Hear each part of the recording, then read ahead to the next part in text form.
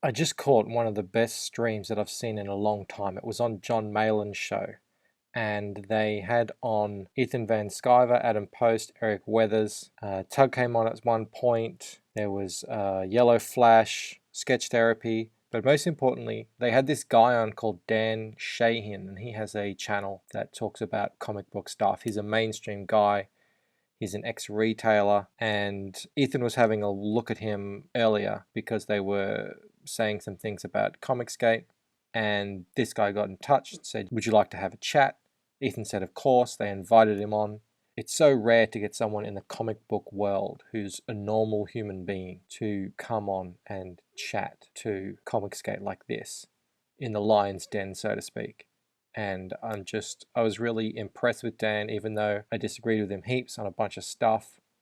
He's obviously super passionate about comic books, passionate about stores, and the future of the industry. And everyone should definitely go and check out this stream on John's channel. There was just a point that he kept bringing up, which was he didn't understand why Comicsgate wouldn't try and tap into the direct market. And in his point of view, we're just leaving money on the table. It's a huge part of the market, and by not going after it, we're just costing ourselves money. And he said that by staying exclusively online, promoting exclusively through YouTube and Twitter and maybe some Facebook or wherever, we're limiting our market. We're only going to be reaching a closed number of potential customers. And when he said that, something struck me, and I can't remember if it was mentioned in the stream. I just thought I'd go through it now. I'm going to draw a little graph here. Basically, and this is the way I see it. I might be wrong, but this is the way I see it. If this is the amount of customers here, and this is time. At the moment, the direct market, the customer share is up here, and the online Comicsgate share of customers is down here. So he's saying you're only getting this small amount of customers when look at all these customers you're missing out on because you're not in the shops. But from my point of view, and I think a lot of the people's point of view, is that the shops will be doing this very soon, if not that already has happened.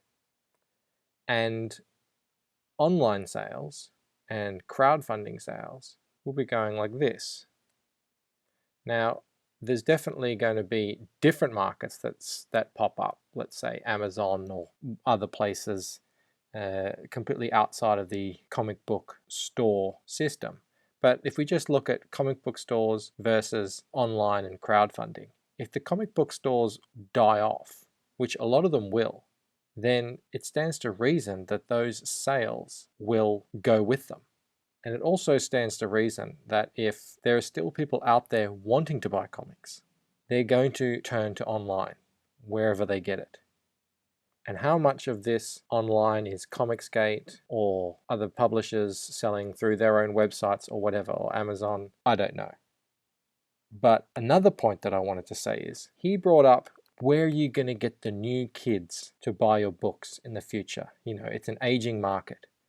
How are you going to get the next generation of comic book fans buying Comicsgate if you're only selling in these small groups online? And that just, to me, seems that's what's short-sighted. If this is the comic books here, there's no kids in these stores. They're adults. They're 30, 40, 50 years old. The only time kids come into these stores is when their parents, when their dads bring them in. It's not like how it used to be. Kids now, where are they? Kids are on the internet. They're on YouTube. So if you want to be reaching new markets, younger markets, the place to find that demographic, it's on the internet. It's not going to be in brick and mortar comic book shops. So yeah, I don't think we're the ones being short-sighted here. I think we're being actually the ones with foresight. Ask anyone in Comicsgate, they'll probably tell you that they love comic book shops and, you know, they grew up with comic book shops. And I'm one of those people, but my kids don't go to comic book shops. And I doubt very many do. But my kids are on YouTube. they're going to be on the internet more and more as they grow older. So that's really where we need to be going after these younger generation of comic book readers. So yeah, Dan, on that point, if you ever see that, I think you've got this one backwards. Lastly, I just wanted to give a shout out to Sketch Therapy, who made some great comments on this stream. One of them was about the difference between how politics was handled in the past and how it's handled now. They were talking about stories like X-Men and how the whole premise of X-Men was a story about humanity and about unity and about coming together. And that's why that resonated with everyone and still does. But the politics today in the X-Men, it's about division, and so much of the really radical left politics that you do find in comics these days is about that. It's just dividing people, it's sowing hatred for certain groups of people, it's about retribution and revenge, and it's just completely against the kind of messages that used to exist in the books. So great comment there by Sketch Therapy. He also said, in Comicsgate, we milk lol cows and sell hot dogs. I thought that was great too. So Hal, Sketch Therapy, and Hal to everyone in that chat. And thank you, Dan, for coming on and talking to Comicsgate. This was one of the best streams I've seen in a long time, and I hope it will be the first of many to come.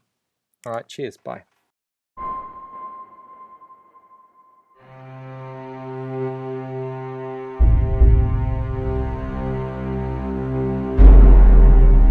When dreams and reality collide, a life is turned upside down.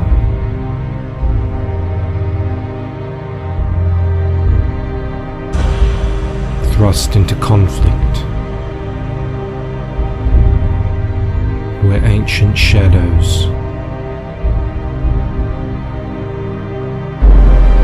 fight secret wars.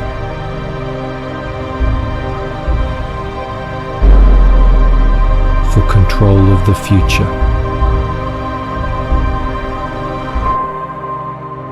Her allies hide in plain sight, but so do her enemies.